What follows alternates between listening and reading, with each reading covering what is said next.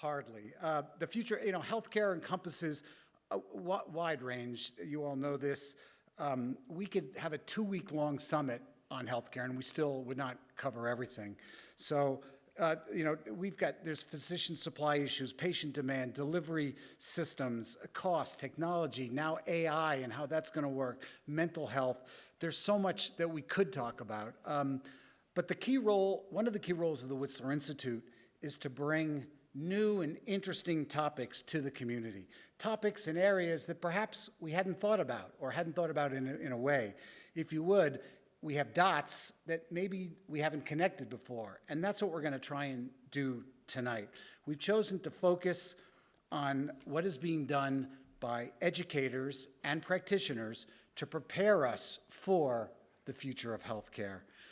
To do so, we're very fortunate. We've brought together a panel of experts, both educators and practitioners that can help us do that, and to tell us about the innovative plans that they're developing and the things they're working on to help combat these challenges, both on a global basis, on a Canada basis, but also here locally in the Sea to Sky and in Whistler.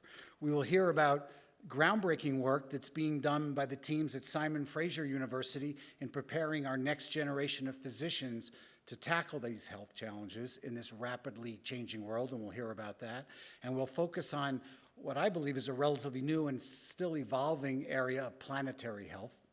We also have 2 local practitioners representing the physicians and medical teams here in Whistler, right in our community. We're really who in their focus is on the consumers, all of us, the consumers of healthcare. They'll talk about the challenges and opportunities around training, sourcing, and retaining medical and healthcare professionals and the opportunities for integrated health or allied health clinics right here in Whistler. We'll also hear about the complex problems that planetary change pose for our public health and the interdisciplinary approach that is demanded from both research, education, and then action. So we got a lot to cover, but a lot of interesting things, and we want to get there and get to some of your thoughts as well. The agenda tonight is I'll introduce our 4 panelists. Each of them will make a short statement around, for them, what is critical, what they're working on, and the actions that they're preparing. The second portion is really the meat of the program, where we'll have a panel discussion where we've got a couple of questions that have been proposed ahead of time to stimulate discussion between the panelists, and so we can watch that and hear that. And then finally, also critically, is we'll open it up to the floor. We'll have microphones, and you can ask questions either to an individual panelist or to the panel at large. And we'll try and get to as many of those as we can, all in the next hour and let's call it 20 minutes, 25 minutes, all right? So without any further ado, let me get right to introducing our panelists. First, Dr. Kate Tairyan. Kate comes to us as a senior lecturer. We have a picture, don't we? Have a picture? Oh, I have the clicker. I'm sorry. I'm so spoiled. I'm so spoiled. There she is, lovely. Kate Tairyan. Kate obtained her medical degree in preventive medicine from the State Medical University in Armenia and a diploma in health management from Armenia's National Institute of Health. She has a Master of Public Health degree with a concentration on global health leadership from Emory University in Atlanta, I believe. She completed her postdoctoral studies at UBC's School of Population and Public Health, and she worked at the National Core of Neuroethics, spearheading a project to evaluate the needs of integrating ethics into neuroscience. Her public health expertise and work experience include several positions at the Ministry of Health of Armenia and collaborations with international experts on developing health policy and poverty reduction issues at national and local levels. As a public health physician and educator, Kate strives to bring planetary health and climate justice to public health and medical education, empowering our health leaders of today and tomorrow to engage in climate front lines and advocate for a sustainable future for us all. Kate is an active member of of SFU's Planetary Health Research Group and serves on the Pacific Northwest Health Equity Network's leadership team. So thank you for joining us tonight, Kate. Our second panelist and speaker will be Dr. Tim Takaro. There he is. Tim is a professor emeritus and physician scientist in the Faculty of Health Sciences at Simon Fraser University as well. He earned his advanced medical and public health degrees in occupational and environmental medicine, public health, and toxicology from Yale University and the University of North Carolina and the University of Washington. Tim's research is primarily about the links between human exposures and disease and determining preventative solutions to public health risks. Today, Tim is a member of the Planetary Health Research Group at SFU and a lead author of Health Canada 2022 report talking about health of Canadians in a changing climate, advancing knowledge for action. His current program explores the impacts of resource extraction on human health and the relationship to our land and waters. With immense gratitude to the First Peoples, he is beginning to use Indigenous knowledge to relearn environmental health as he tests different interventions and climate action and planet protection. Thank you, Tim, for joining us. Our third panelist, Dr. Nick Collins. Dr. Nick Collins has recently joined the exciting new Whistler 360 team as a member, as a family, oh, sorry, God damn it. There we go. Sorry, Nick. That's better. All right. Nick brings an international perspective, having earned his medical degree from the University of Newcastle upon Tyne Medical School in 2013 before going to work as a doctor in both the UK and Australia's National Health Services. He returned back to the UK to continue his training as a family physician, earning a membership of the Royal College of General Practitioners in 2020. He continued to work in Newcastle, UK, before we were fortunate to get him and his family coming to Whistler just last October. So thank you, Nick, for joining us. Last and not least, Dr. Dominique Vallée. Dom has been a Whistlerite for over 25 years. She has started out as a professional snowboarder and oh man, I'm so sorry. I was excited about Dom being a professional snowboarder and a member of the Olympic team, right? So that's really cool. So a Canadian Olympic team, let me be clear. She was on the Canadian snowboard team and she competed at the Olympics in half pipe and snowboard cross. If that wasn't enough, after her days were over, she went back to school and she became a doctor of traditional Chinese medicine. And then in 2021, along with Dr. Danielle Lewis, they opened the Creekside Health, a clinic to build a clinic with integrated team of medical doctors and allied health practitioners with the goal of improving access to primary care in the Sea to Sky.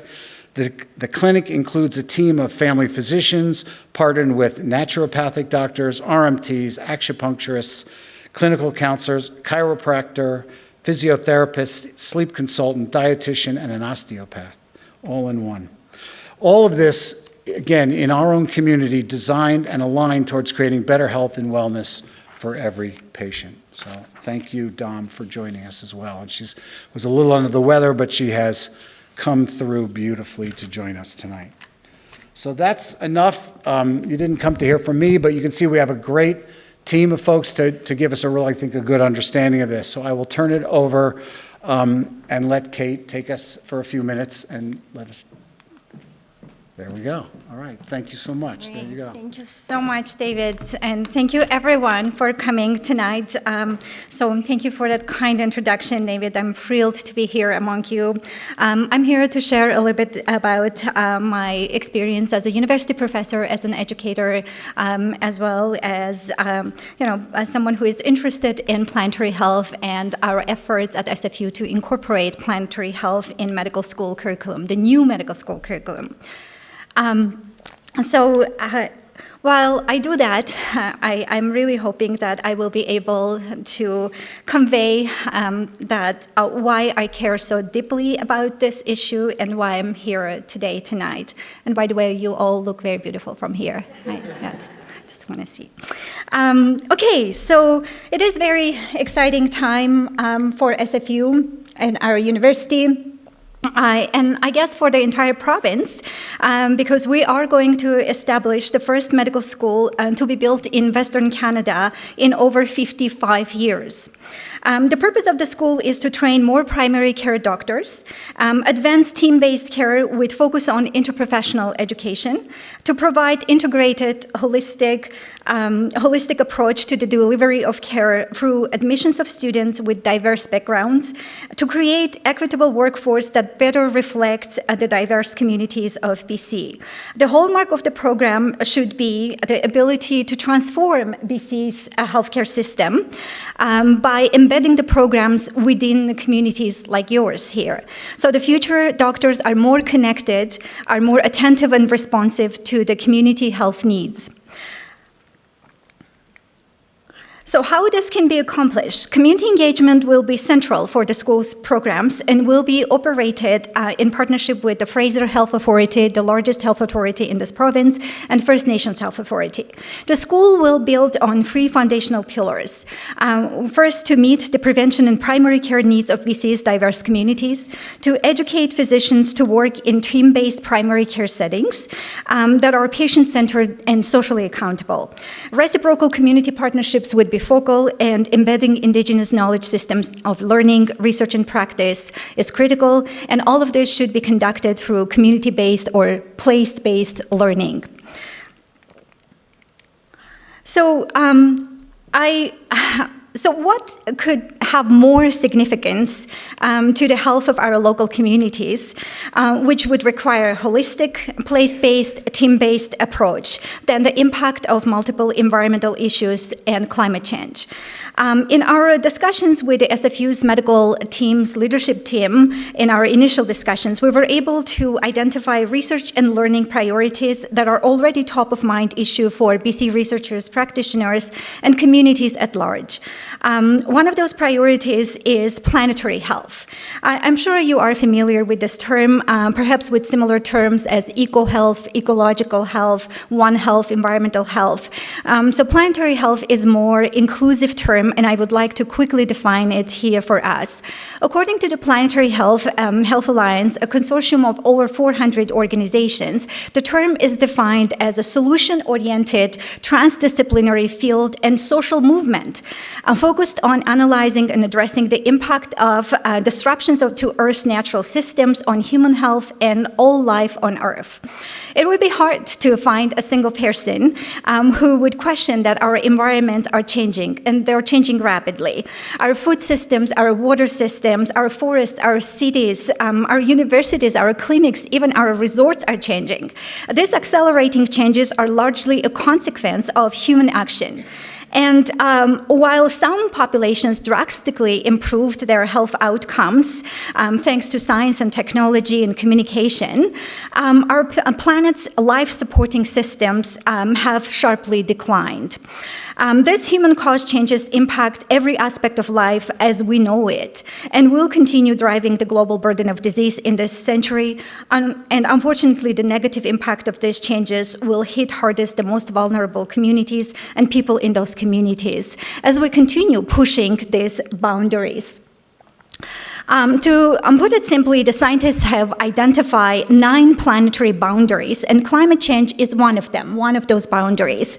For example, land and freshwater systems, genetic biodiversity are other boundaries. And guess what? In 2023, we have exceeded 6 out of those 9 boundaries, and we are now operating outside of that safe space, the green zone there. As you can see that we are exceeding or transgressing those boundaries. What this means to our daily life in BC. So it means that we are impacted in our homes, in our workplaces and communities. This is my workplace. This is SFU campus, a beautiful campus located on Burnaby Mountain, home to 50,000 people, surrounded by Burnaby Conservation Area, a unique urban forest with salmon-bearing creeks and wildlife. This is also a forest that has been struggling with drought in the past several years.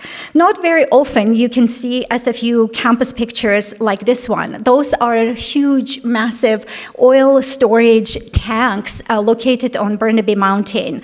And this image is a simulation image depicting a fire, a potential fire in this community that can impact this large community around the mountain. And this is an image that keeps me awake at night. And those are familiar, real images of what BC communities experienced in the past 2-3 years alone. This is downtown Kelowna, people standing at Okanagan Lake and observing a devastating fire last summer. Now, I want you to pause for a second and imagine that you are a healthcare provider, you are a physician in one of these impacted communities. My family in Hope, BC was put on evacuation order alert in November 2021 due to flood. The local 10-bed hospital in our community was overwhelmed with residents and with employees trapped there for 4 days. Let's now fast forward and see what a medical school curriculum can look like in this kind of future. So this is a busy slide. I don't expect you to read it, but I hope you will see why I'm excited about it. Because first of all, it includes planetary health as one of the topics that should be taught in medical school, and that it should be done through case-based learning, one of the pedagogical models that is the most effective to teach about complex issues such as climate change and health. We couldn't delay this work any longer. We felt the urgency of developing planetary health learning case that SFU's new medical school should adopt to teach future doctors.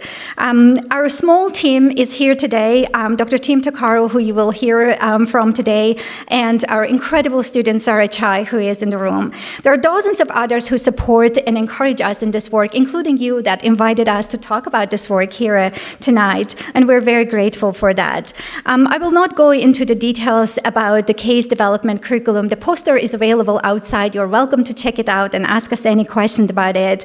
But the case focuses on pediatric asthma exacerbated by wildfire smoke in BC, a young child experiencing multiple episodes of asthmatic episodes during the prolonged fire season. So SFU has this unique program or opportunity to teach planetary health through case-based learning. And this is an interesting fact that you might be interested to hear, that despite all the interest in planetary health and climate issues, only 15% of medical schools around the world formally teach climate change and health to their students, to medical students. That's just 1 in 100 students who will learn about climate change in medical school. So, to depict that we're trying to do this as robust as possible to build our program and learning in planetary health on competencies that have been suggested by Canadian Federation of Medical Students, and those competencies are 11 of them and grouped in 3 domains. And also, I would like to point out that SFU really is interested in advancing Indigenous health, and we're lucky enough to have Dr. Evan Adams to join us as an Indigenous leader for creating the curriculum with Indigenous health focus. For our team, the next step is to develop a parallel case study with Indigenous patients and to be able to depict their authentic portrayal of their experience by working and collaborating with Indigenous communities and Indigenous people. So, and finally, I'm going to close with those photos and my vision for the future.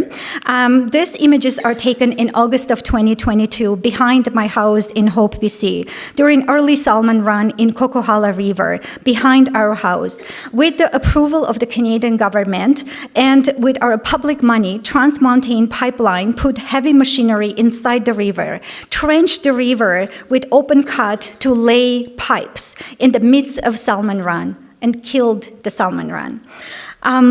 I would like SFU to have a medical school where we train doctors of tomorrow who would be standing at the river and raising their voices for the salmon, for the people depending on salmon up and down the stream of this river. This time around, it was just me standing in the river there, armed with an iPad only, and Dr. Takaro, who inspired me to do this work, who took this picture, and my pathologist husband, who was dissecting the fish to show that they were dying prematurely with their eggs in their bellies. Just 3 of us witnessing this tragic event. But we use this to raise awareness and educate our students. One day, there will be a large group of us, critical mass, standing there, shoulder to shoulder, to protect the planet, and that we depend on so much on. I have my own simplified definition of planetary health, if you don't mind me sharing it with you. I think planetary health is about taking care of each other. Planetary health is about being together and caring for each other, including our fragile ecosystems. And I hope that's what our medical students are going to learn at SFU. Thank you for your attention, and sorry if I went over time.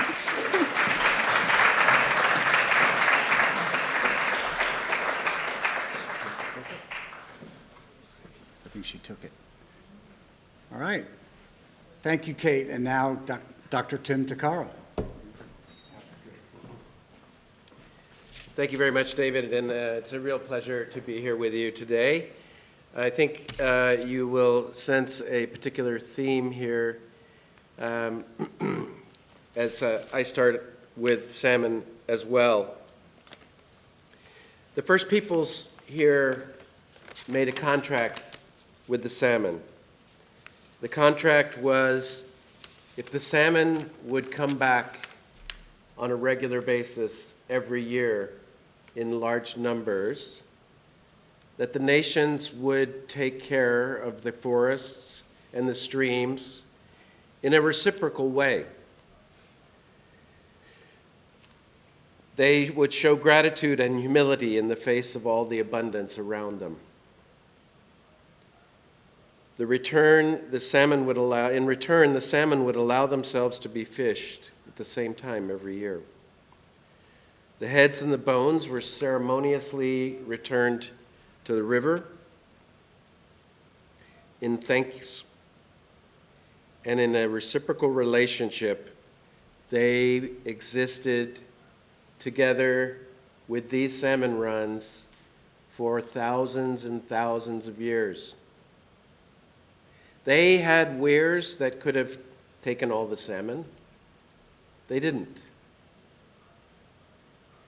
They understood the cycle, and they understood the requirement of this reciprocal relationship was to treat both with respect. In 175 years, we've mostly obliterated these runs. The Yulikan run in the Fraser River was at that time so large the river turned silver. There are no Yulikan in the Fraser River anymore. We have so much to learn from our Indigenous brothers and sisters. This is the annual temperatures. We all know this information. The dark blue is in the 1850s. This runs from 1850 to 2023. And you can see that we are out of control.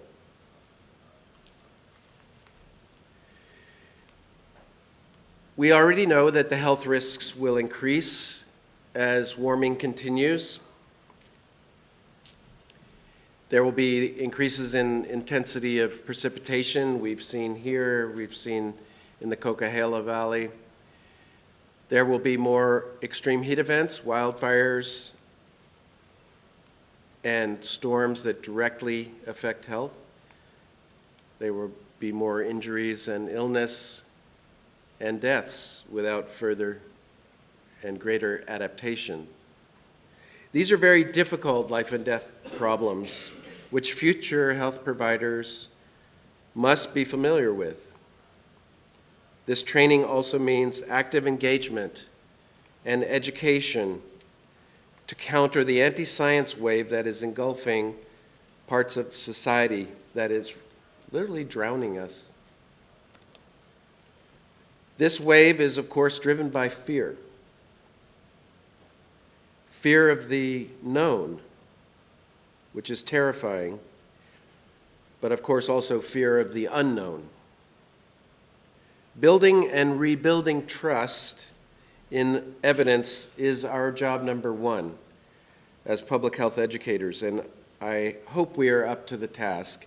This is certainly something we believe in the new SFU medical schools. And, of course, the survival of all species on the planet depends on this. This is the pyrocumulonimbus cloud above Kelowna this past August. And my point here is that in a warmer world, health and wellness takes on an entirely new perspective.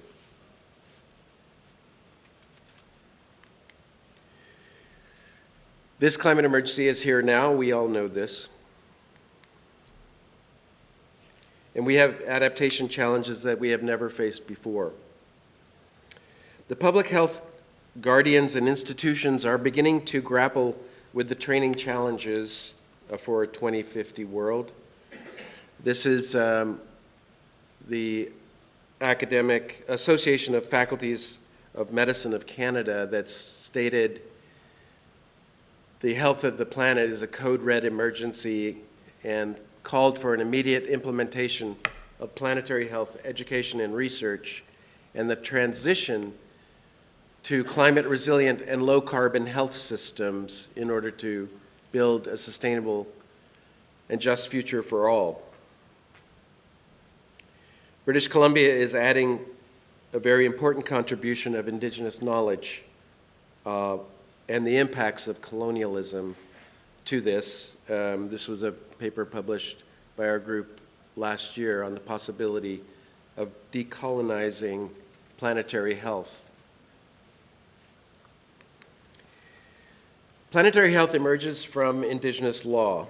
It is circular, it's holistic, it's cumulative, timeless, communal, based on relationship and responsibilities.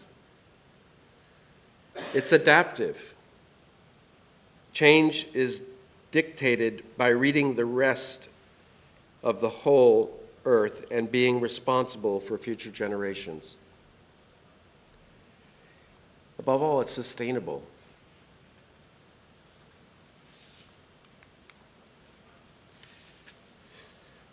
First Nations Health Authority adopted this wellness agenda shortly after their founding in 2007. In Indigenous ways of knowing, wellness is a holistic phenomenon. It is circular. Individuals are surrounded by the community, family, and land, all linked to social, cultural, environmental, and economic determinants of health. Everyone can see themselves in this circle.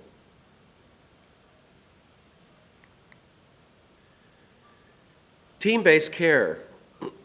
This model has been thriving in the Reach Clinic in Vancouver, in the clinic that we will hear about shortly from Dominique, in the work that is being done right here in Creekside. This diagram is from the Reach Clinic, showing the different services that are offered, including pharmacy services, urgent care, dental care, and of course, mental health and community engagement. The model is thriving. SFU plans to include the team-based approach in our training facilities. We want medical students from the first day to understand what it is like to be in a holistic team of medical care providers. And this is linked with the social and ecological determinants of health in a broad public health-based perspective.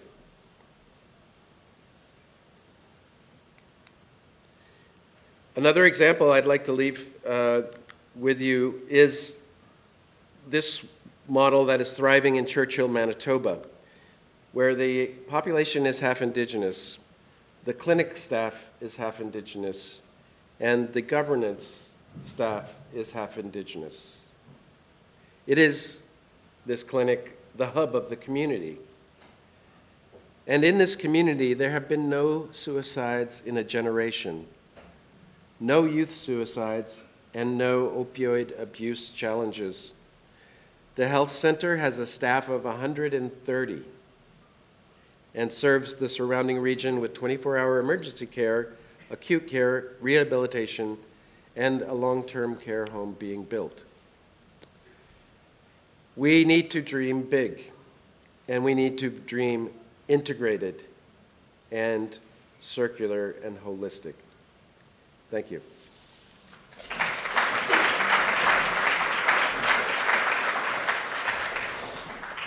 In circular, holistic. It's a great segue to our next panelist, a practitioner in Whistler, from Whistler 360. So Dr. Nick, come join us, please. Thank you so much for having me. Thank you, David. I'd like to begin my address by respectfully acknowledging that the land on which we work and live is the shared, unceded territory of both the Squamish and Lil'wat peoples. And it's a real privilege to be here and to be a part of this panel. And to be honest, when this discussion was being planned, I looked at the expertise of some of my fellow panelists and felt a little unsure as to what a UK-trained family physician might be able to contribute in this discussion.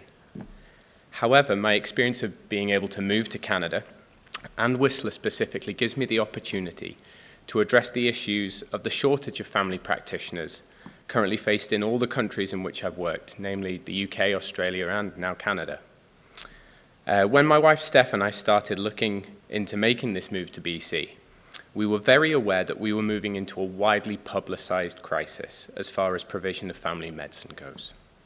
However, and I'm sure that every doctor and nurse practitioner working in family medicine worldwide would agree, is that as a profession, we are always in crisis. How different could the situation here be compared with what we faced at home?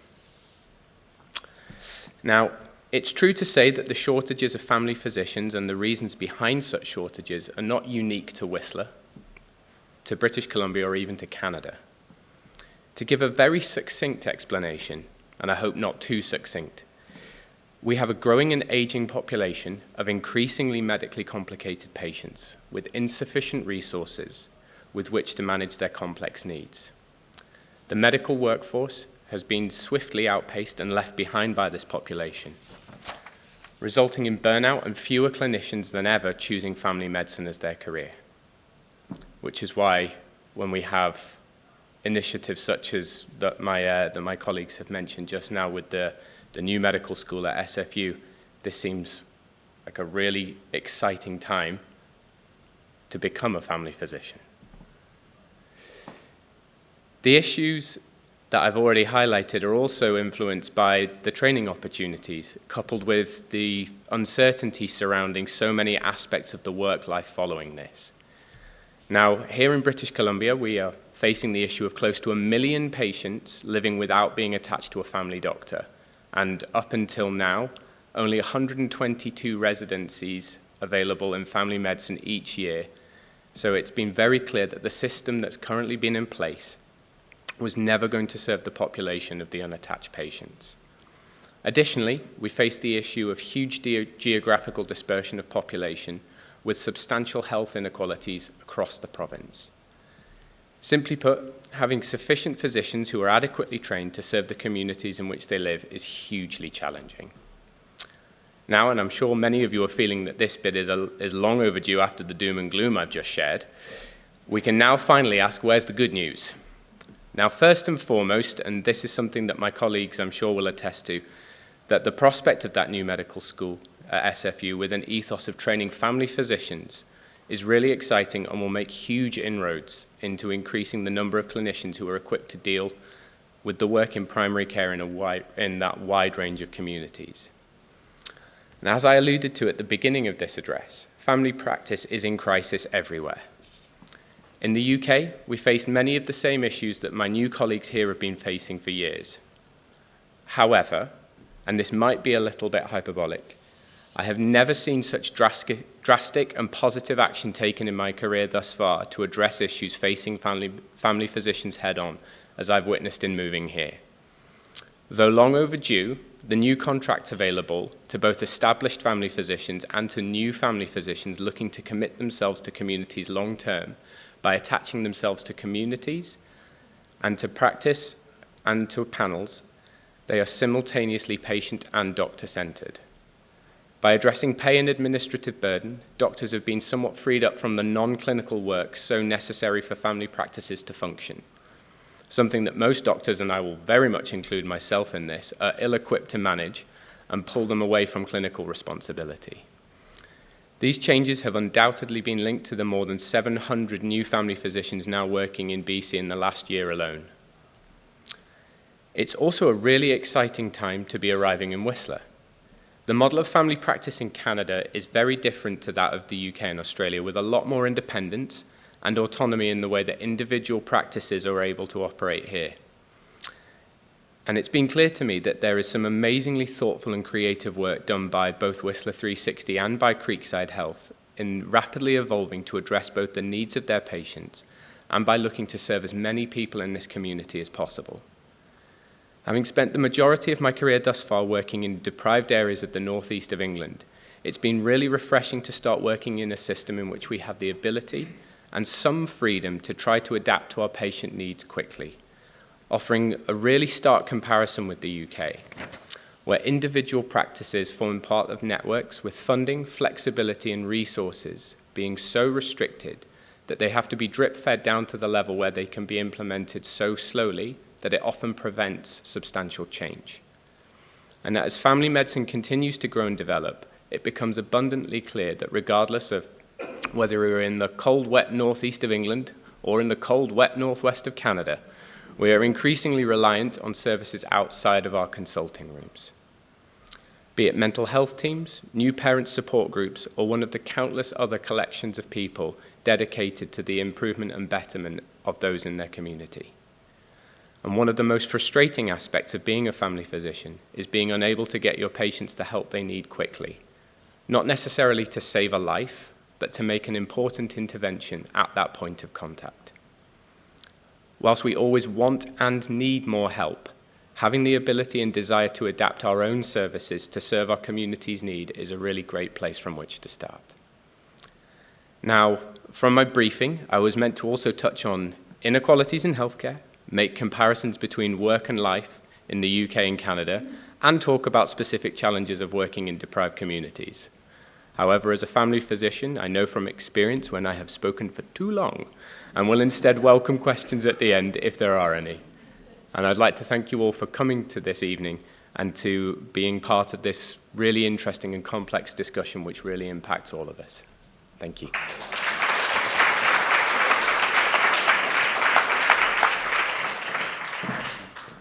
All right, let's wrap up with Dr. Dominique Vallée. I'm going to try and put a blank slide up, so I'll go all the way back to the beginning.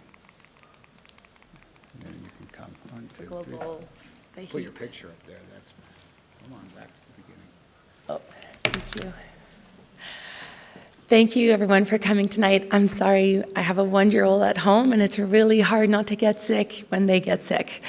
It's an honor to be here today. It's an honor to be part of the speakers with amazing professors, Tim, Kate, and Nick, who we're lucky that Nick and his wife has joined us as family physician in Whistler.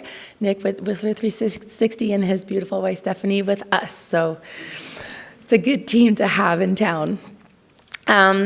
The snowboarder in me doesn't have any prepared notes to read and slides, so I'm just gonna wing it. But what's really been always important to me has been, it takes a team to succeed. And I've known this since I was a child, but as a professional snowboarder, you're in an individual sport, but you're only as good as your team. And when I was on the Canadian national team for over 10 years, we had incredible support staff. We had incredible support staff from our coaches to the people in the office, but most importantly, we always had medical doctors, and the game changers were definitely our physios that would travel with us at every contest. They would be on the hill. I would get probably better coaching advice from our physiotherapist than our national team coach. Don't tell them. And then they would spend all afternoon and evening treating us till late at night, and they'd be the first ones up in the morning to tape us at 6 a.m. before breakfast, before we had to go compete on the hill. So I knew right away that the team approach was the most important thing to succeed in anywhere. And sorry, I'm losing my voice. In any aspect of life. Fast forward, I learned my anatomy through injuries. And then right before the 2010 Olympics, my mom got diagnosed with pancreatic cancer. Pancreatic cancer is definitely a death sentence, and my mom fought for a year where she had many emergencies. And with that, when calling 911 or being in the hospital with her or in the oncology getting chemotherapy, I realized that I loved medicine. And back in Montreal, as everywhere in Canada now, the nurses and medical system are very overloaded, so I would ask the nurse to teach me how to do stuff so I could help them and also help my mom to save her dignity. And so I started school in 2011 to become a doctor of Chinese medicine, and I had the opportunity on my 4th year to go work in Taiwan as an internship in a huge hospital. And I don't know if everyone has ever been in Taiwan. It's tiny. It's probably 1/10 of BC, and it's its own country. So obviously it's much easier to create changes there. But it was a huge hospital, and we had a food court with 10, 12 restaurants. There was a Starbucks. And outside of hospital waste, which is, needles, like PPE, the hospital was zero waste. So you would go to Starbucks, you would get a meal, and forget about having to go or having wrapped with any plastic. You would rinse your plate with water, and a lot of people would drink the water instead of washing their dishes and having the water wash away. And so that was really eye-opening. And also, they had a chip on their care card with their photo, and every blood pressure, weight, prescription, Chinese herbs, public, private, was all registered on their chip. And I thought that was fascinating, and I thought it was about 200 years ahead of Canada. But I just saw that in Taiwan, and also because I was there for Chinese medicine internship, I was working with medical doctors that were both physician and doctors of traditional Chinese medicine. I think it would only add about a year to their already long medical education. But over there, and it's a bit different in China and in Hong Kong, but in Taiwan, whether you go to the ER or long-term care, it's the patient that decides if they want only Western medicine, so modern medicine, only Chinese medicine, or a combination of both. And I saw miracles happen there in the 3 months that I was there. The hospital specialized in strokes, and so some strokes patients were just honestly left to die. They had tried everything and nothing had worked. And then all of a sudden, they would just sort of give up to Chinese medicine. And I saw people that were in a coma for 6 months and come back and start speaking and walking. Because the cost of Chinese herbs as an IV, instead of having just a regular hydrating drip, is pennies.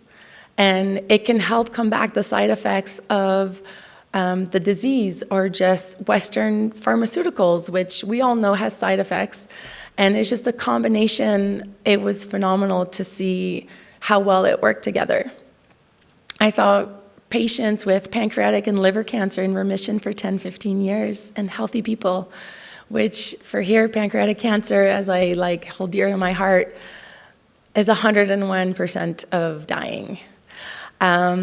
So right there, I always had the dream of opening a business in Whistler, because I've been here for 27 years, and Whistler is my heart, is my community.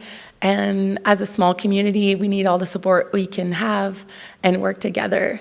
And I had the dream of opening an integrative clinic which is a lot more work than I thought it would be, but wonderful. And then I met my business partner, who's a medical doctor. Sadly, she lived in Whistler for a long time. Now she's in Edmonton, but trying to move back here.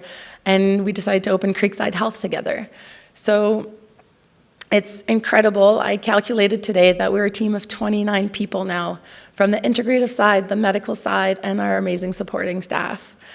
And it's been really difficult. We're a small business, a new small business that has small business challenges like the rest of us. Our rent is high. We try to pay our staff properly so they can stay with us and also make a living. But what's been really gratifying is that you're only as good as your team, and I know we have an incredible team, and we're together trying to rewrite the wheel of what this new allied health is looking like.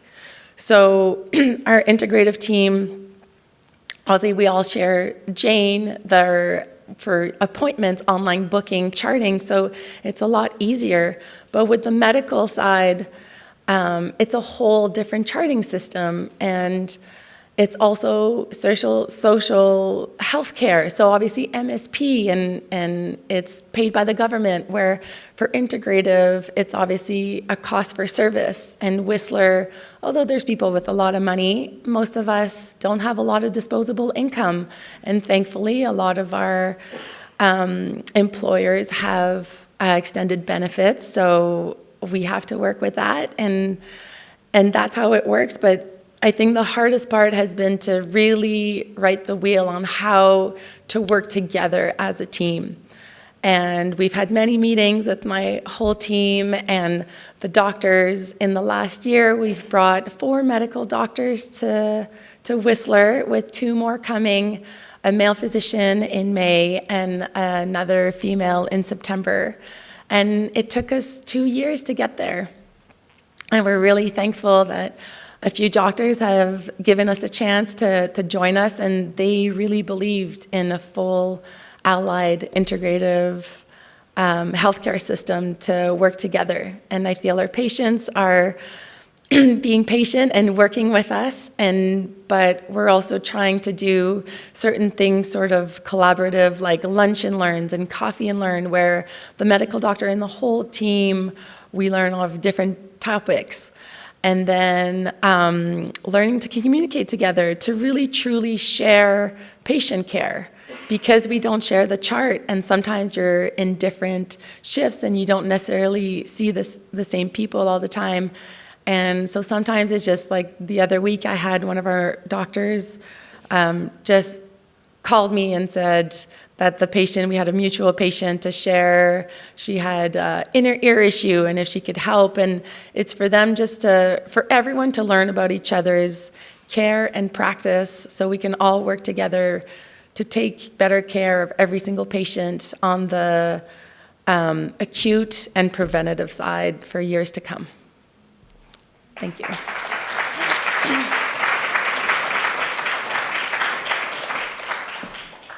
Thank you, Dominique. Thank you to all our presenters. I'd like now to bring the 4 panelists up. I think, as you see from those presentations, there's a lot here, and we are really fortunate to have such a diverse range of experience globally, regionally, and then right here in our backyard. So what we're going to do now is we're going to have some questions that actually the panelists had put forth that they wanted to hear each other speak about. I've formatted them, and I'm going to talk to the panel, ask the panel the questions, and then they'll get a couple to answer, and we'll do that for a little bit, and then I'll turn it over to you for your questions. So the first thing I'm going to, there we go. Very good. So, so the first question, and this is for everyone, what do you all believe, or each of you believe, that healthcare will look like in the next 10 to 20 years, particularly here in British Columbia, maybe even in Whistler? What are some of the main trends, and how will those trends and those challenges interact with this ecosystem of healthcare solutions that we've heard about today? So I think I'm going to ask Kate to take that on. So to Kate, again, what do we think healthcare is going to look like in the next 10 to 20 years? It should be, yeah, because we're recording it. There we go. Thank you. Wonderful. Thanks, David. The short answer is, I think think it should look like Dom's clinic. So that's every clinic should look like that. Team-based, community-embedded, really supporting each other. That's how our health systems and little pieces in health systems should work. To be more pragmatic, how we can get there and achieve this, I think, and what we're trying to do at SFU is really to be ahead in the game, try to anticipate. We all understand the current problems, right, in our health system, and Nick, you, from this outsider eye for now, you really nicely presented it. But British Columbians already said it loud and clear, they need more family doctors. They need continuity of care. They need their doctors to know what is happening with their other care that they're receiving in other clinics and through the other parts of health system. So, in response to that, and also our diverse communities. So SFU's medical school is going to be established in Surrey, which is the largest health authority in this province. And Surrey is a growing city there in the midst of it. And with lots of newcomers, migrant workers, refugees, and a growing community, right? So with and indigenous communities surrounding the Vallée there. So to understand all those diverse needs, we, at least in academia, I know that we have a lot of work to do. But going back to Dom's point, that could be only done if we work together. If we come more often together and sit in panels and circles like this more often together and bring our students along. Sarah. So that's, I think, how we are going to tackle this very complex and wicked problems. I know, David, you might ask us other questions, but I don't know if I will get a chance to say more about this. We're too much focused on training our doctors in medicine, right? A clinical care in medicine. But the reality, as we could see from all our presenters here, is a little bit different. And in the future, looking ahead in the future, I think our physicians and health providers are going to see communities suffering the long-term impact of planetary changes. We already said, so this community benefited a lot in living standards and improving our health, and especially this community valuing health and outdoor activities and healthy lifestyle and living. But in most of the places in the world, this was at the expense of pushing the boundaries of our planet, at the expense of expanding harmful industries. So I think physicians from the medical school, day one, should understand how everything else impacts health care services delivery within the community. So team-based, community-based, community-embedded, and responsive to diverse communities is how our healthcare is going to survive. I think that's my long answer. I appreciate that. Maybe Dom, you want to just add to that? I mean, we talked a little bit about integrated approach. If your voice is up to it, Yeah, just well, I think have the mic. yeah, I'm hoping, I do feel like the team model is the future. I think we're a little bit ahead. I tried to Google in the last few weeks how many clinics in Canada actually have medical doctors and other practitioners working together, and it's an impossible Google, so if anyone wants to take the challenge. But it's work, but also I feel that working together we can all help each other and alleviate stress and work and make, because there's a huge physician burnout, and that's really important too. And that's why we've had so much trouble in Whistler to find physicians, along with the rest of BC and Canada. But we have to take care of each other on every level, professional, personal, work-life balance, and it's by working together. Great. Maybe, let's see, Nick, you wanted to add, then I'll come back, then I want to finish with Tim on this. So, yeah. Nick, what your thoughts about what things are looking like, and you've been here now just a short time, but compared to your experiences, what have you seen and what are you expecting or hoping for? Well, I mean, first of all, I think it's a really exciting time to be having a new medical school offering, first of all, just more physicians coming out, because numbers do make a difference. The evidence in terms of all-cause mortality going down by having more physicians being available to the community it's overwhelming. But then when you look at the creation of a new medical school with a new curriculum like you outlined, that in itself is incredibly exciting, because I think I can speak on behalf of most doctors that when you come out of medical school, you are not prepared for anything. Like, it's an apprenticeship, and you learn by doing, and you learn by failing, and you try to get better every day. So having a medical school which is giving the physicians the opportunity to learn about their role in their communities is going to be really key. And I think that's where it then falls on the role, it then falls on the clinics that can be attached to these medical schools to really help bring that full circle, to be able to continually reinforce those messages that they are being taught at whilst they are in their education. Excellent. Maybe, yeah, Tim, Dr. Tim, take us to the last part. Interested, full disclosure, my mother is a nurse, she's passed. My wife is a nurse, she's active, and my daughter is a nurse. And everyone has spoken about the importance of physicians, so I'm just going to say that our primary care problems will not be solved only with physicians. We need more nurse practitioners, we need more allied health workers, because these teams, as you've heard from Dominique so eloquently, support each other and build that kind of, actually I want to stay in this job feeling. And a lot of providers today are feeling overly stressed because they are feeling alone and they're not feeling supported. So yeah, medical students and more physicians is good. We're going to also need other primary care providers that can provide care.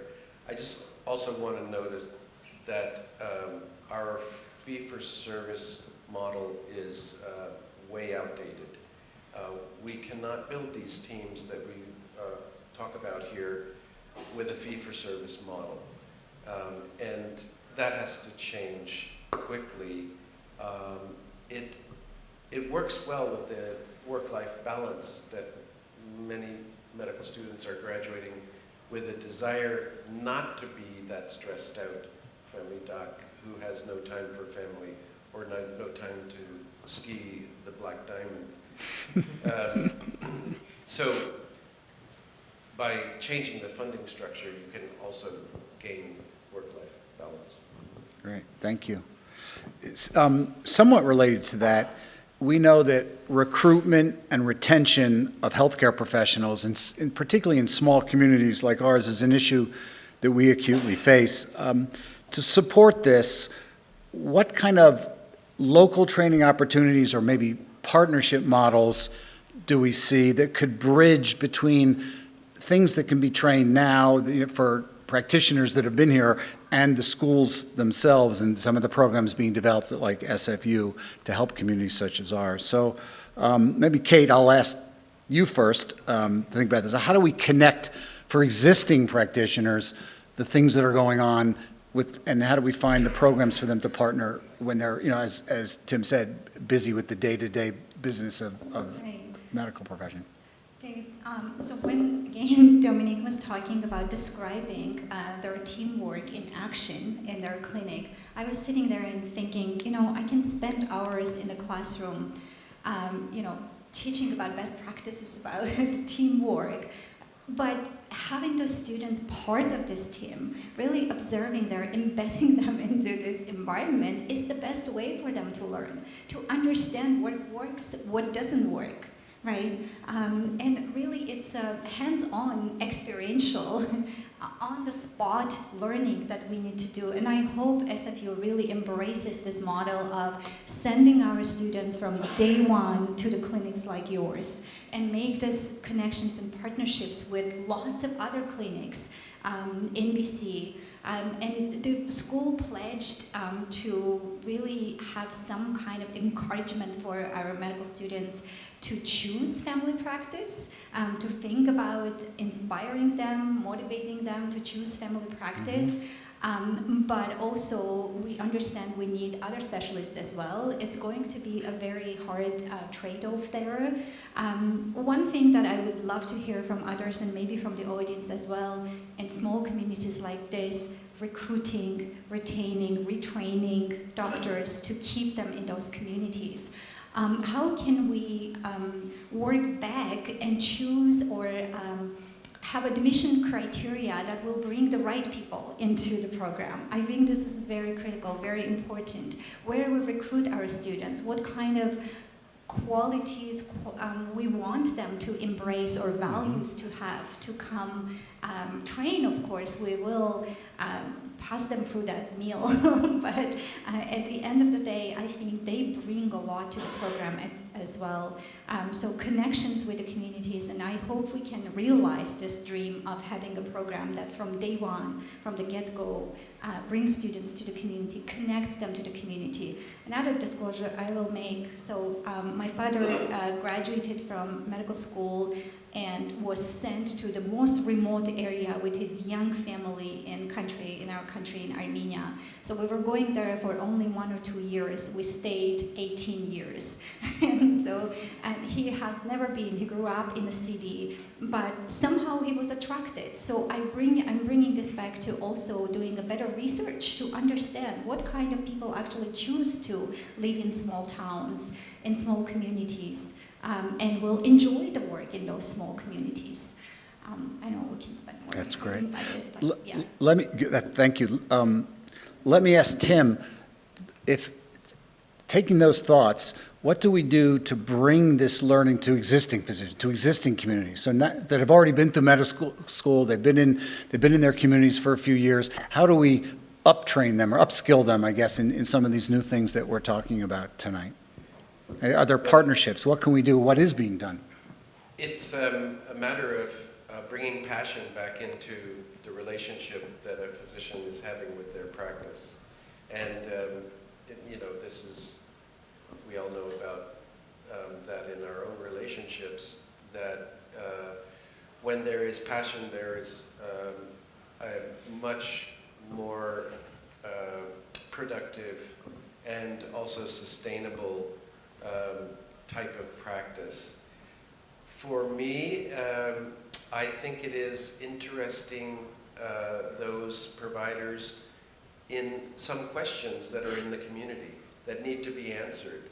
That might not be exactly what is the chemotherapeutic regimen for the latest type of cancer that is emerging, but it is finding out in your community where the leadership is, or finding out in your community who are the ancillary providers, who are the elders that are a beacon for their small community, and how do you cultivate those? To me, research is a motivator, and it doesn't mean that you're in a laboratory measuring minute things. It's also research in the community about how to make that community a better place.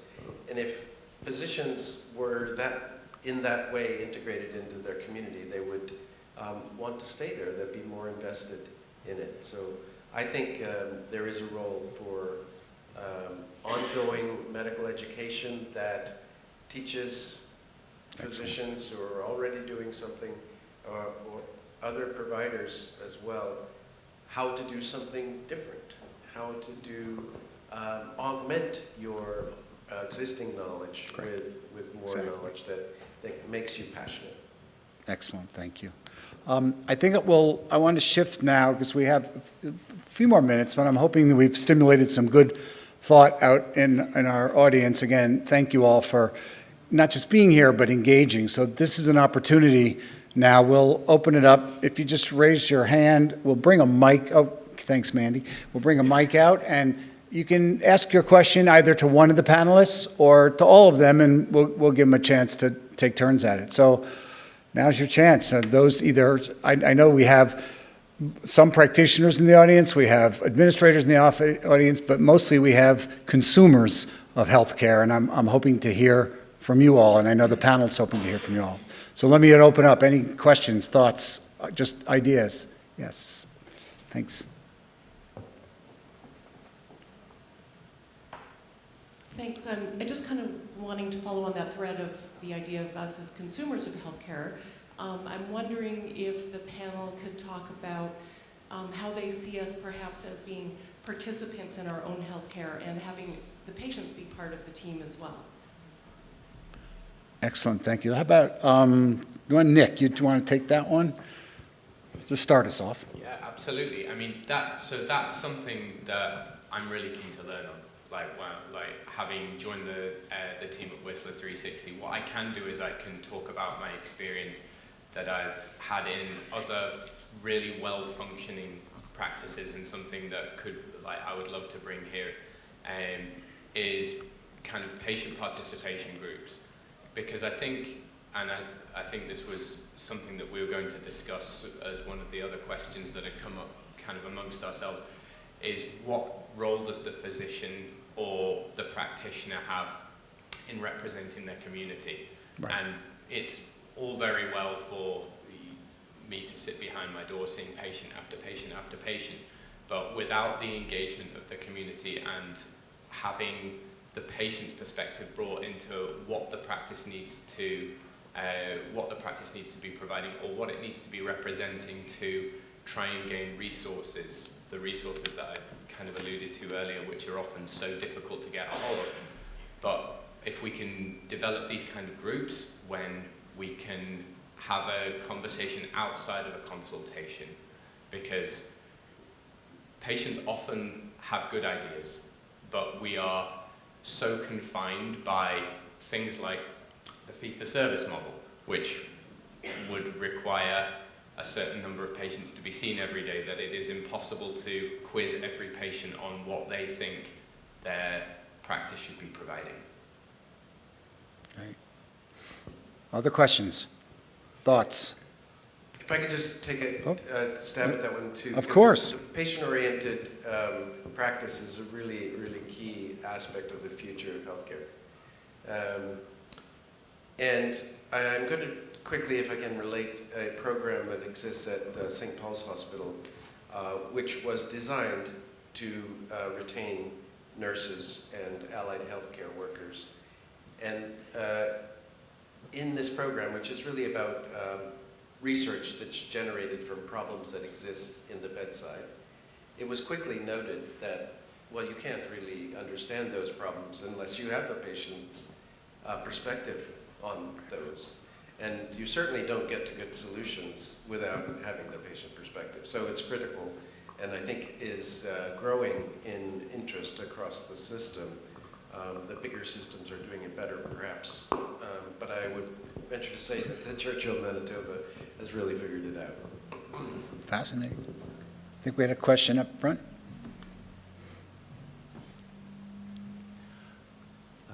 Thank you to the whole panel. I think this one's directed towards Dr. Takaro, but maybe there are others who can address it.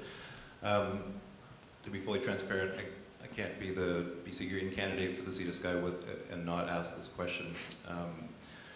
Wood fiber LNG is probably the largest industrial project in decades in the Sea to Sky, and we've long known the potential for climate change from fracking and shipping large amounts of natural gas or methane, as well as impacts on the marine environment of recovering how sound. But can you tell us about, more recently has come up, potential human health issues with flaring of this methane at the plant. Can you talk to us a little bit about your research on that and how it fits into your vision of a holistic and a circular planetary health, please? Thanks, that'll be a couple hours. Yeah. So the wood fiber gas plant is being built just off of Squamish and Britannia Beach. Britannica Beach. It's a new fossil energy project at a time when we have to stop building new fossil energy projects. It was approved in 2015, and it was approved at a time when we didn't have very much information about the impacts of flaring.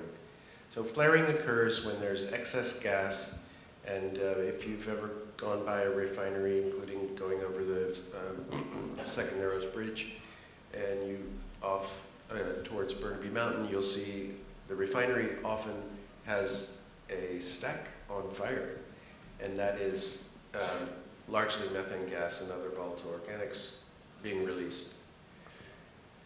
We don't know much about it because, frankly, the industries have not been telling us the truth about how much they flare and what the impacts of that are.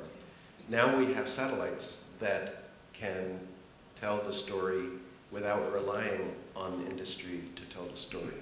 And what they are showing in Texas and California, where most of the studies have been done, that there is a lot more flaring than industry says, that it causes low birth weight babies, that means higher infant mortality and more chronic disease later in life, and also makes asthma worse and may possibly even create asthma.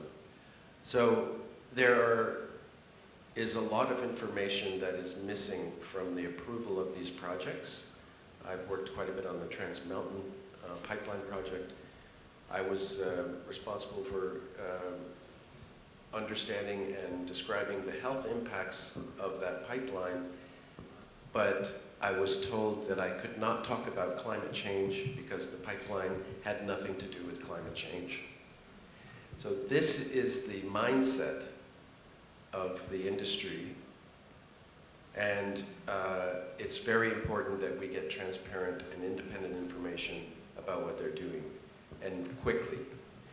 When your bathtub is overflowing, you don't go run and get a mop and the towels. The first thing you do is turn off the tap. And we are not doing that. We're building new projects at a time when we have to turn off the tap, or we're mortgaging the future, and particularly those who are not here yet, but will be here. Sobering. Sure, question.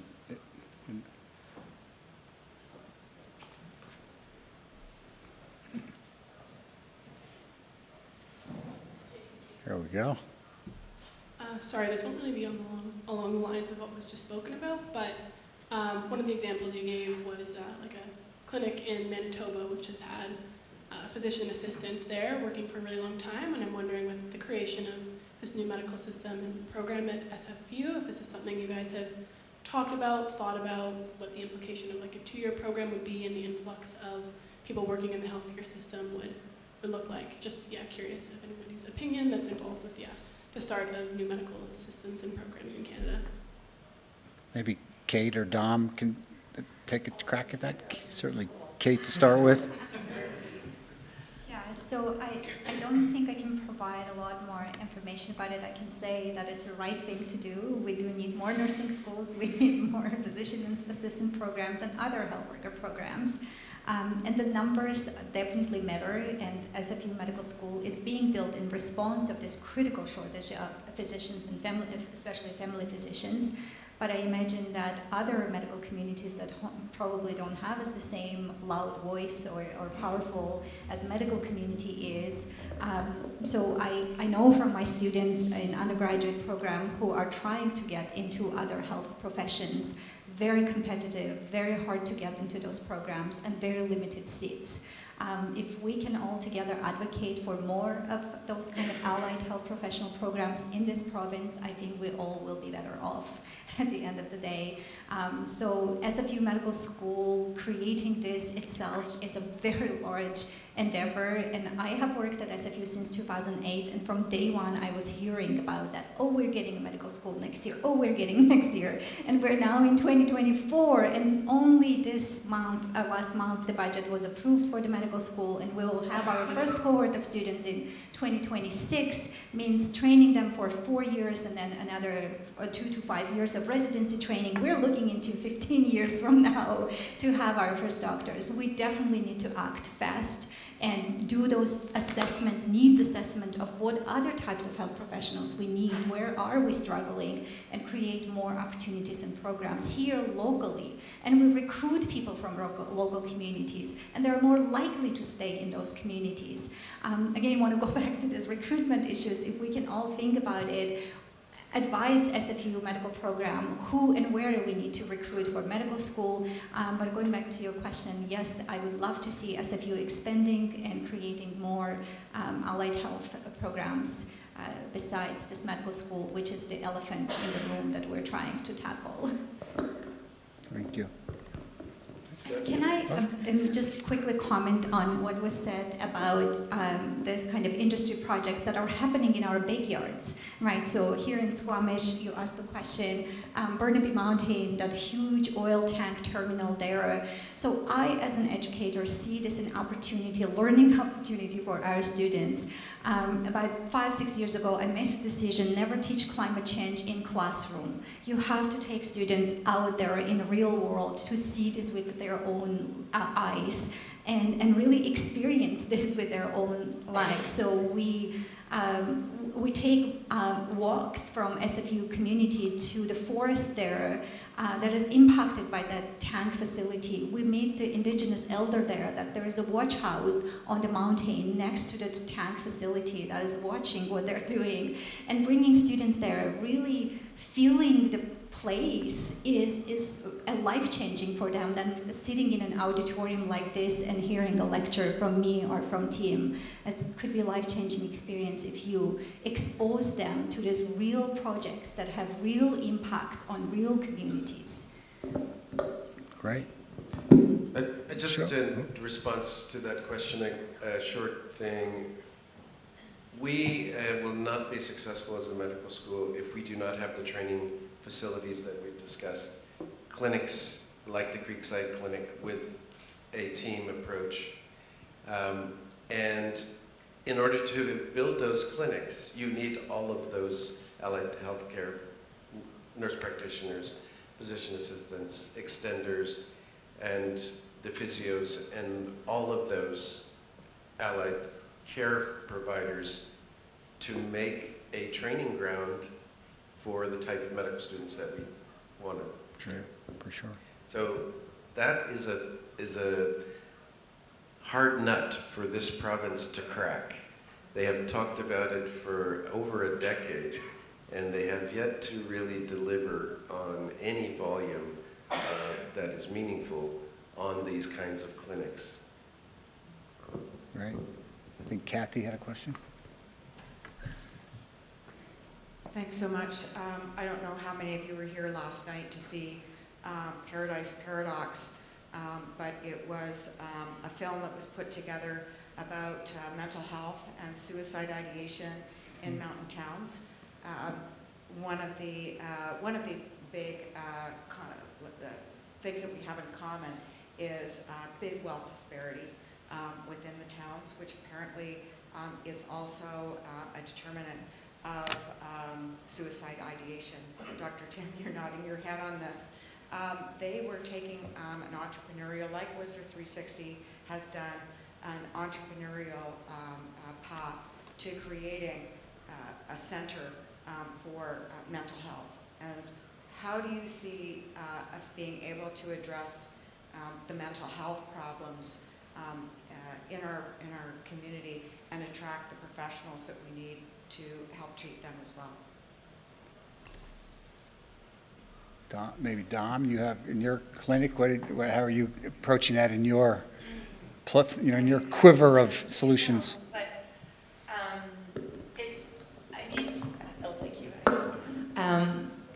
I mean, also with small towns, Yeah, the mountain towns have the biggest suicide rates compared to other small towns.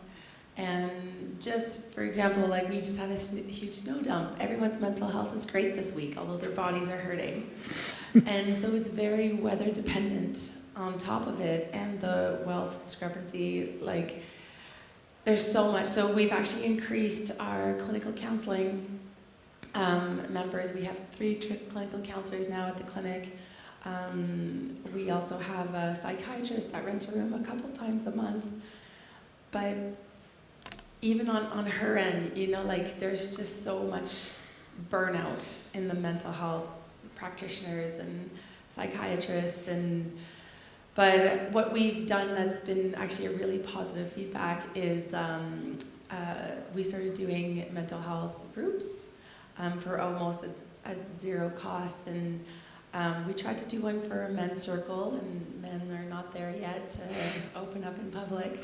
But the women group works very well, and they blossomed in only 4 sessions, and now they became closer together and are continuing these sessions together. And I mean, I don't really know where I'm going with this, because it's a huge issue that we need more support, and thank God Worcester Community Service has funds for anyone that needs help to support, and for someone to see a clinical counselor at dollars.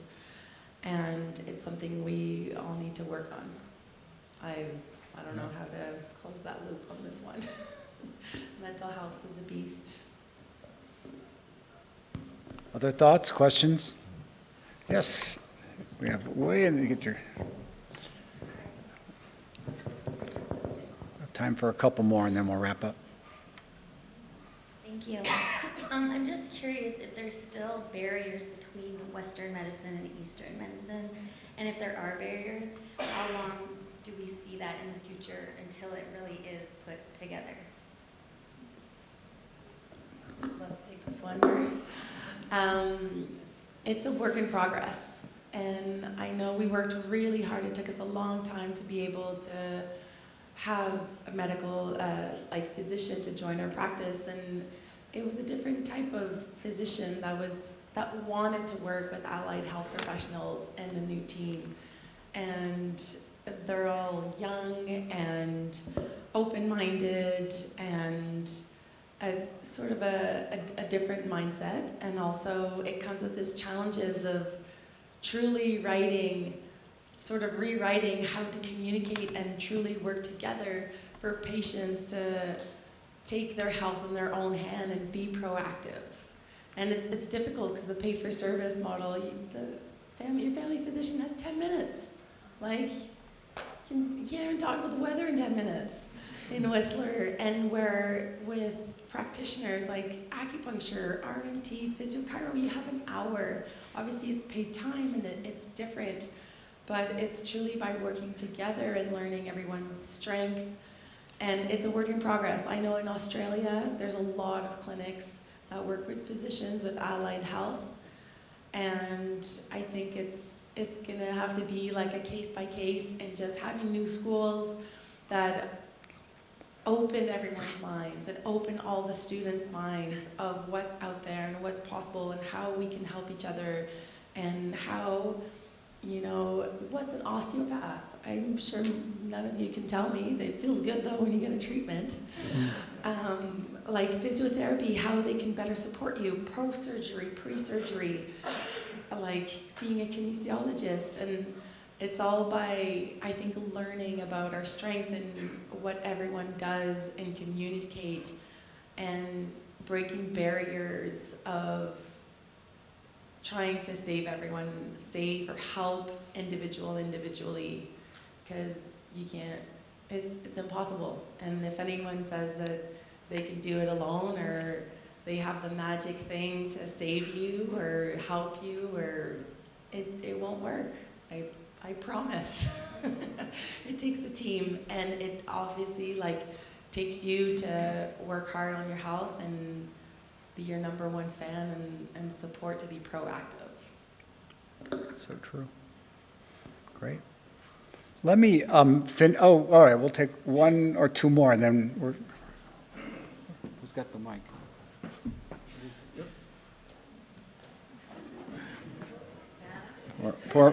Poor Mandy is getting her steps in tonight.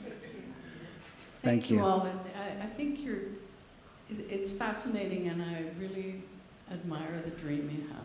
And I'm very concerned that it won't work. So my number one question is, are there any other medical schools doing it this way? Number two question is sort of part of something Kate alluded to in one of her talks, is that you are looking at how to recruit people that are interested and want to be doctors and do it in this environment. Number three is that only 1 in 10 kids, and they are kids, who are applying to medical schools across Canada to classic medical schools, although they all have rural programs now.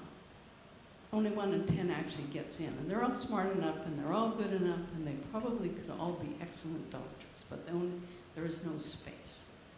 So how are you finding these people that are going to do this? And I know that that's probably a 3-hour conversation, but I'm really fascinated about your admissions criteria and how you're going with that. So the first answer is we don't have it yet. So we don't have, and that is going to be a lot of consultations with the communities, with the professional community as well, real communities like yours, to understand what type of physician for the future of healthcare we need, and try to adjust our admissions criteria. And you're very optimistic to think that only 1 in 10 get to medical school. I think it would be 1 in 500.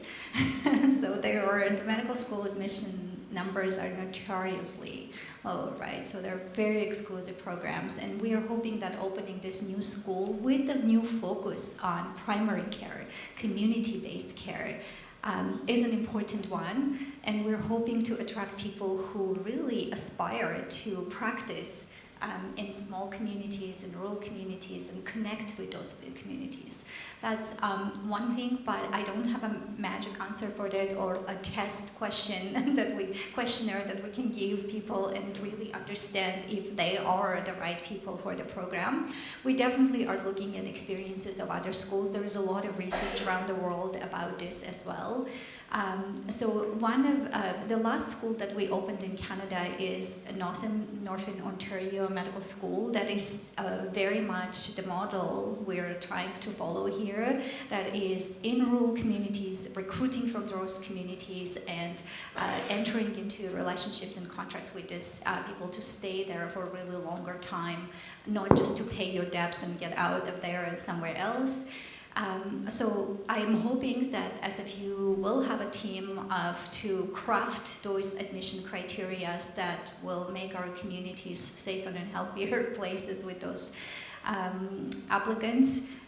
But yeah, so I myself will be involved more in the curriculum part and what needs to be taught in the curriculum. I'm really excited that these 2 pillars of Indigenous health and planetary health that have so much overlap are going to be a big part of the curriculum, which perhaps also will help people to self-select who will apply to our program, right? Knowing that we are going to focus on these important issues, community issues, planetary health and Indigenous health, perhaps that even advertising our program as such will bring in physicians who will enjoy that kind of work in family practice, I'm hoping.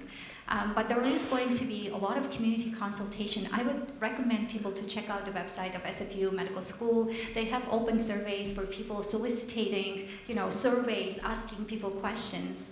I think for now it's for SFU larger community, but they will open up it to larger public and communities as well to contribute their ideas, how they see this work for their communities. Yeah, thank you for the question. Great. I'd just say that there are some successful examples of, first of all, the Northern School of Medicine that Kate mentioned has very high retention rate, A, in primary care, but B, in Northern Ontario. So there it definitely seems to be working. McMaster University was the first to say, you know, these doctors that are being produced are very unidimensional. They're really good in organic chemistry, biochemistry, pharmacology, but they're not so good at listening and not so good at relating to people. Maybe we should admit more artists and not the physics whiz and not the biomedical best students, but students with broader experience. And because we will be based with Fraser Health and with First Nations Health Authority, we are already, you know, cultivating students. We're bringing in undergraduate students from these communities to make them ready for medical school, but with this more diverse background. So we are going to be looking for artists.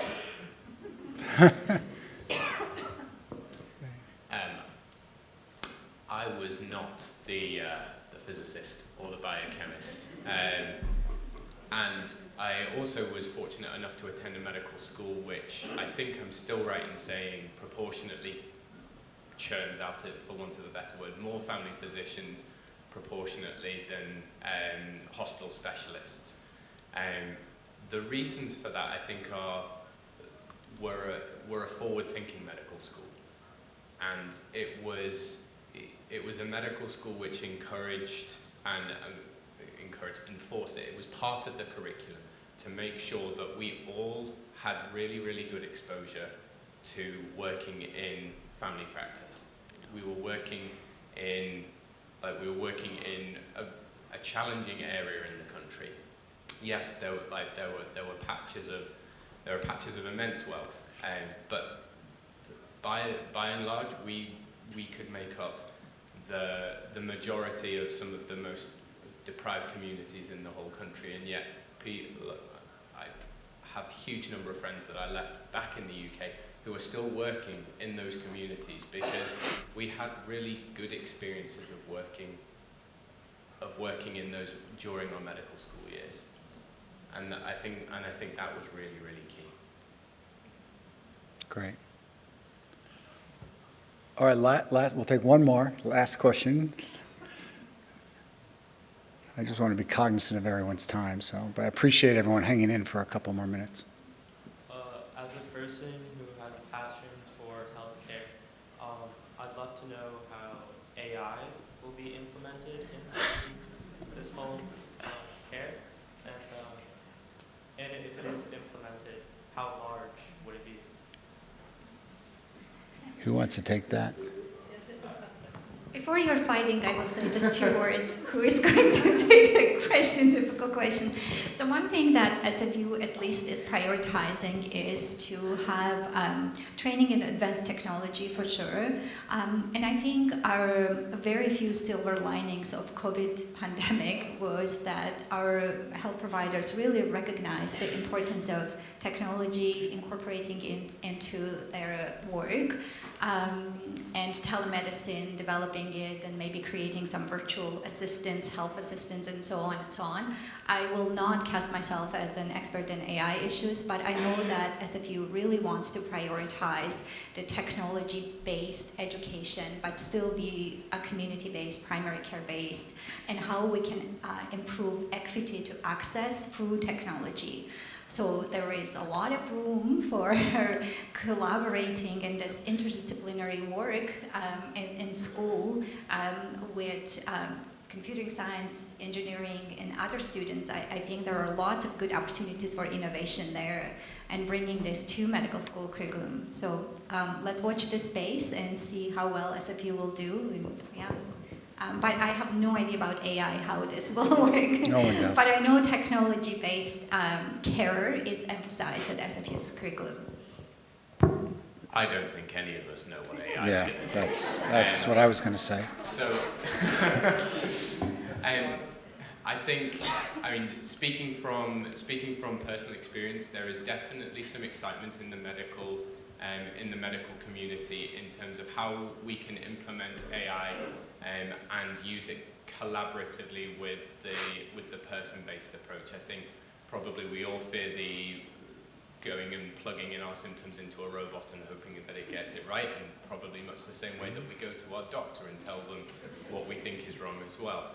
But from the AI perspective, I think we're not far away from there being accurate tools which can record what's actually going on in a conversation and put them into meaningful notes, making it more accessible to the patient and meaning that the doctor has more time on which to spend seeing more patients, because they're not, a large part of my day, every day, is taken by keeping up-to-date clinical notes. And if there are tools that are in existence and are currently, I know, being used already, which can make that better. I think we as a medical community, though, always hold that, we always hold it a little bit at arm's length with concerns about confidentiality, and knowing what companies who develop these kind of tools are actually using that information for. And I think we should not overlook the fact that not everything is philanthropic in its intention there. Yeah. I think from a clinician point of view, it'll be really interesting to see how AI becomes used in individualizing patient care. Because at the moment we apply population-based studies to huge communities.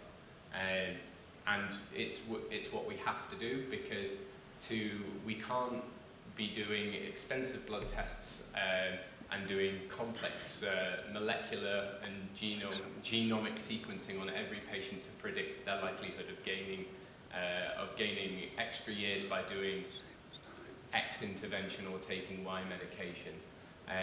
But AI will change that, and I'm confident about that, and I would like to think that that would make patient care better in the future, but we're a long way away from that being an affordable and realistic thing to expect to be rolled out to a patient, to a population-based, to a population size. Thank you. I'm going to take the last word on this and then close us up. In doing some of the research and preparing for tonight, I came across AI as a trend, and it scared me and excited me at the same time. And I kind of liken it to, like many of you in the room, I was around when the internet first came out, and we all said, oh, the internet, social media, this is going to change our lives for the better. We're going to have more time in our life. We're going to get information faster.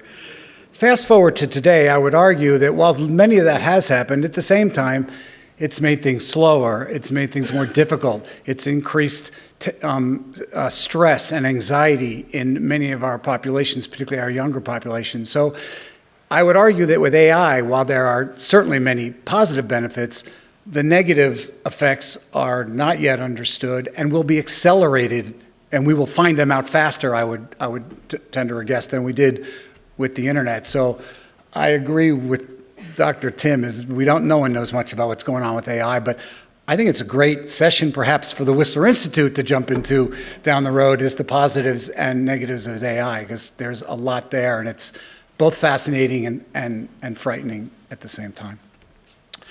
All right, we've come to the end of our time, actually past our time a bit, so thank you all for hanging in. First, let me thank our panel. I hope you got the same sense that I did, that the diversity of experiences and knowledge and thoughts that we're able to bring together with these four tonight was really unique and special. And it's a credit to our province, a credit to the SFU program. It's a credit to Whistler that we have people in our community and attached to our community that not only are able to come and talk to us, but have the willingness. They all have full-time jobs. They're all very busy, and to come tonight and spend time and think about it and prepare is a testament to your passion. So thank you.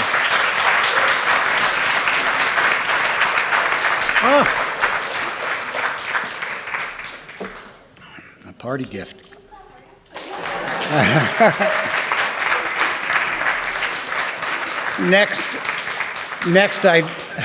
Thank you.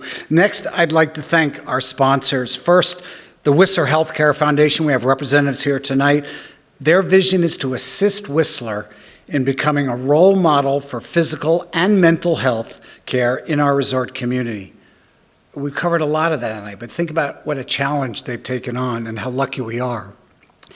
This is an organization that's taken a true leadership position and a leadership role in our community in tackling what you saw tonight, a mission-critical challenge that we face here in Whistler. And to have a group of individuals, an organization, staff that are so passionate and so energetic behind helping us in this town is remarkable, and we give our thanks to them. So thank you to the foundation.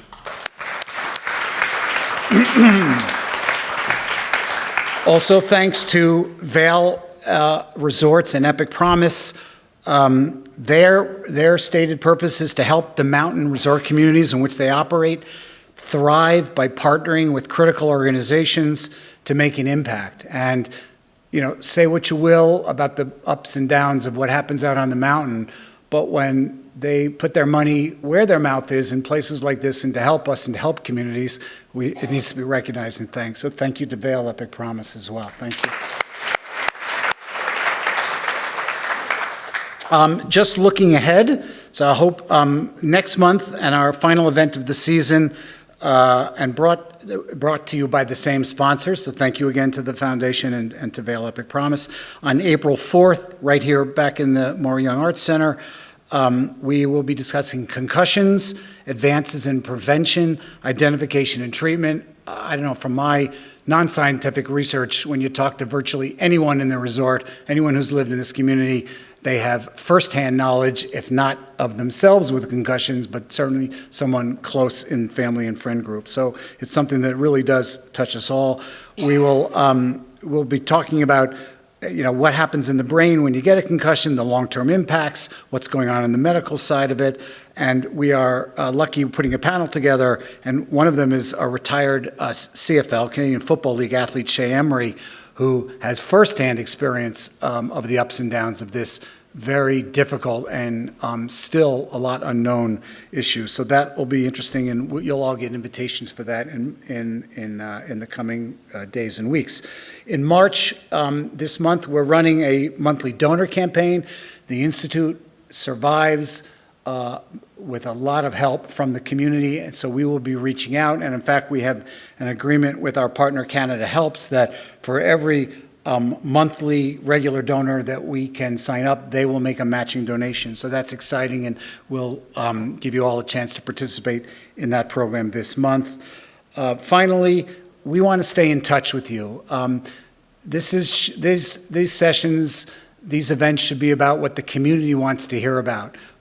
You let us know what you want to hear, how we're doing, and it's our mission to go out and try and bring that learning and bring that knowledge and bring that expertise into the community. So we're going to be doing a survey for your feedback, not only on tonight's session, what was good, bad, or ugly, but also on what you'd like to see in the future. So you'll all be getting a survey in the next couple of days. Please take the time to give us your thoughts, sign up for our newsletter, look online, and keep in touch with us. Our success is your success. And we're so pleased that everyone came out tonight, and we look forward to seeing you down the road. Once again, thank you to our panel. Thank you so much for this. And to all of you representing the community and the important consumers of this healthcare that we're talking about. So have a good night, get home safe, and enjoy the upcoming snow that's coming. Thank you so much.